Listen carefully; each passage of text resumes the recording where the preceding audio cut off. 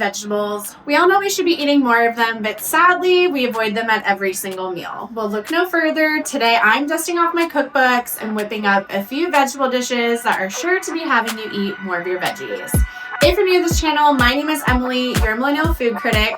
I'm a foodie based in Los Angeles who loves to cook and share my experiences online. Let's get into the video. You may recognize this first dish from the Disney movie Ratatouille. However, what I'm making today is technically a variation of the famous dish called Confit Byaldi. Zucchini, summer squash, eggplant, and tomatoes are sliced thinly and arranged in a casserole dish in a decorative manner. The vegetables are then cooked slowly in an oven with olive oil, herbs, and a roasted red pepper sauce until they are tender and fragrant. Traditional ratatouille is a stew with these vegetables that are sautéed until tender, then simmered together in a tomato-based sauce. If you are looking to make Confit Byaldi like I am today, there are a few things to keep in mind. In order to get the skin off the tomatoes, you'll want to blanch them. Also have extra tomatoes on hand. I ran out and sadly the majority of my Confit Byaldi was squash. For symmetrical eggplant slices, use Japanese or Chinese eggplant. Next time, I would place foil or a lid over the casserole dish rather than parchment. This would have allowed the vegetables to steam more efficiently and become more tender. After putting the time and effort into this dish, I think I'll stick to the OG Ratatouille. Stop right there. I'm interrupting this video real quick to tell you about our lovely sponsor, Beavertooth Products. They were kind enough to send me their dam board, which is a cutting board made out of ultra-high molecular weight polyethylene, which is extremely tough material with high abrasion and wear resistance. This board has a juice dam on the sides to prevent messes and a flat side to conveniently slide off your food into a pot or bowl. I'll be putting this board to use in the next few recipes. It's a game changer in my kitchen, and if it couldn't get any better, it's veteran owned. Link will be provided in the description below.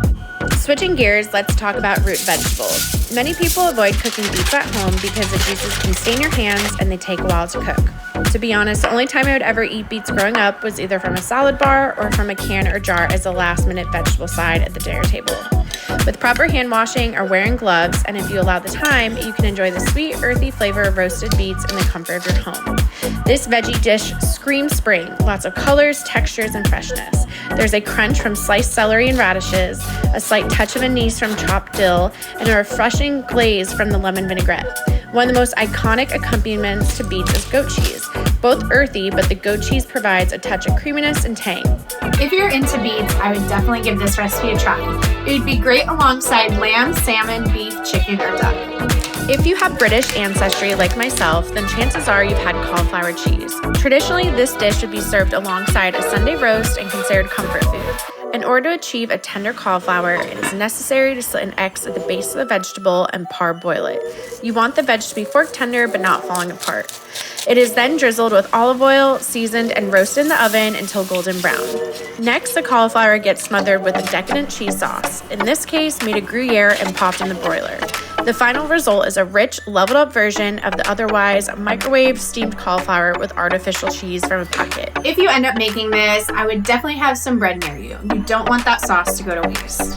Who knew that smoky, slightly spicy, smashed chorizo crisped up in a pan with corn would be such a great pairing? This particular recipe calls for fresh corn, but unfortunately it's winter in Los Angeles and I have no shame in using frozen vegetables when it is necessary. After all, they are frozen at peak freshness. Before adding the corn to the pan, I spread it out on a baking sheet lined with paper towels to thaw, preventing excess moisture in the dish.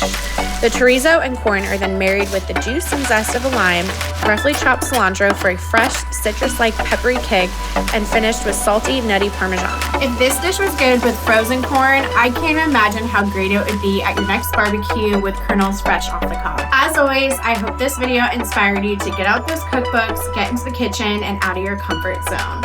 All the recipes from the video are listed in the description below. Happy cooking!